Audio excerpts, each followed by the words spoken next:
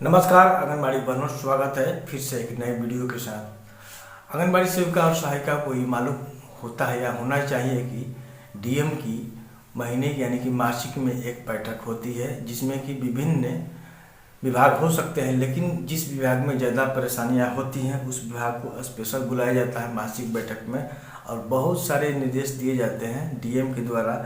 उसी मामलों को लेकर के हम एक जिले से खबर लेकर के आए हुए, जिसमें कि बहुत सारे निर्देश डीएम के माध्यम से दिया गया है और आंगनबाड़ी केंद्रों पर नल जल की व्यवस्था की भी बात डीएम के द्वारा कही गई है और शौचालय की भी व्यवस्था की बात कही गई है। लेकिन सबसे अहम बात जो है वो पोषण ट्रैकर को लेकर के डीएम साहब ने सख्त निर्देश दिए हुए हैं और बच्चों की लंबाई और वजन के बारे में अपने रजिस्टर में संग्रहित करने की भी बात उन्होंने कही है। चलिए डिटेल के साथ इस वीडियो में बने रहिए, वीडियो स्किप न कीजिएगा, वीडियो को पूरा देखिएगा तो आपको पता चल जाएगा। तो चलिए ज़्यादा समय आपका बर्बाद ना करते हुए वीडियो को कर लेते हैं शुरू। नमस्कार, यहाँ पर जैसा कि आप शीर्षक में देख पा रहे हैं, कार्यों में लापरवाही बरतने पर होगी कार्रवाई। जी हाँ, डीएम ने आईसीडीएस की मासिक समीक्षा बैठक में दिए कई निर्देश।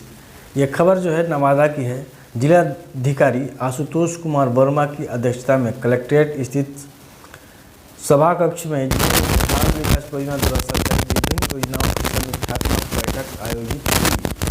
जिलाधिकारी के द्वारा पिछले माह की बैठक में संबंधित कार्यवाही के अनुपालन को लेकर के समीक्षा की गई, आवश्यक निर्देश दिए। उन्होंने पोषण ट्रैकर के विभिन्न मानकों सूचकांक में 100% उपलब्धि के लिए निर्देश दिया। सभी बाल विकास परियोजना पदाधिकारी को यह निर्देश दिया कि अपने संबंधित प्रखंड में स्वास्थ्य विभाग के द्वारा आयोजित BLTH की बैठक में उपस्थित होना सुनिश्चित करें। बैठक में उपस्थित अधिकारियों को संबोधित करते हुए जिलाधिकारी कहा कि पोषाहार का वितरण सही प्रकार से करें और इससे संबंधित डेटा को तत्पर होकर के पोर्टल पर अपलोड करें। यह कह देना मान्य नहीं होगा कि इंटरनेट नेटवर्क की कमी से समय से डेटा अपलोड नहीं हो पाया है। उन्होंने इसके लिए प्रखंड स्तर पर सभी आंगनबाड़ी कार्यकर्ताओं की बैठक में उन्हें तकनीकी जानकारी के साथ साथ आवश्यक दिशा निर्देश भी दिए जाने पर जोर दिया। उन्होंने सख्त निर्देश देते हुए कहा कि वे स्वयं अपने क्षेत्र भ्रमण के दौरान आंगनबाड़ी केंद्रों का निरीक्षण करेंगे और लापरवाही करने वाले पर कार्रवाई होगी। ऐसे में सभी आंगनबाड़ी केंद्रों का समय से खुलना सुनिश्चित करें। जिलाधिकारी ने निर्देश दिया कि सभी आंगनबाड़ी केंद्रों पर टैग किए गए बच्चों का प्रत्येक माह ऊंचाई और वजन लेकर पंजी में संग्रहित किया जाए।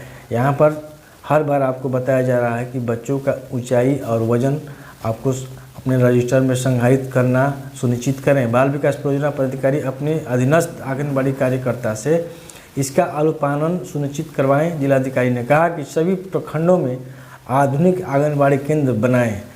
ये बार बार कहा जाता है लेकिन धरातल पर उतरता नहीं है। हर जिले के डीएम यही कहते हैं कि आधुनिक आंगनबाड़ी केंद्र बनाए जाएं, लेकिन धरातल पर इस बात को उतारा नहीं जाता है।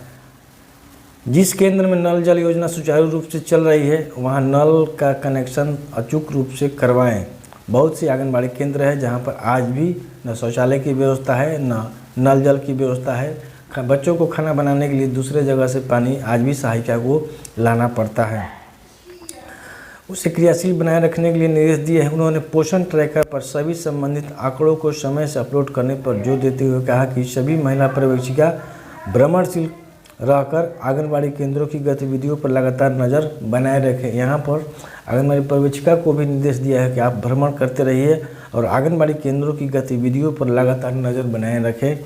और एक बात मैं अंत में कहना जरूर चाहूँगा कि आंगनबाड़ी केंद्र के लिए जितने भी डीएम ये सब कहते हैं ये धरातल पर नहीं उतरते हैं, क्योंकि आज भी बहुत से आंगनबाड़ी केंद्र जो है जिसका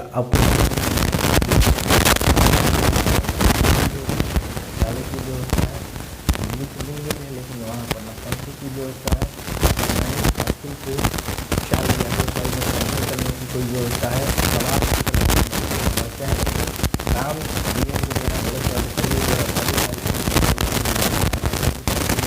चलिए आज के लिए इतना ही। नेक्स्ट वीडियो में मिलते हैं, तब तक जय हिंद, जय भारत, सब बिहार।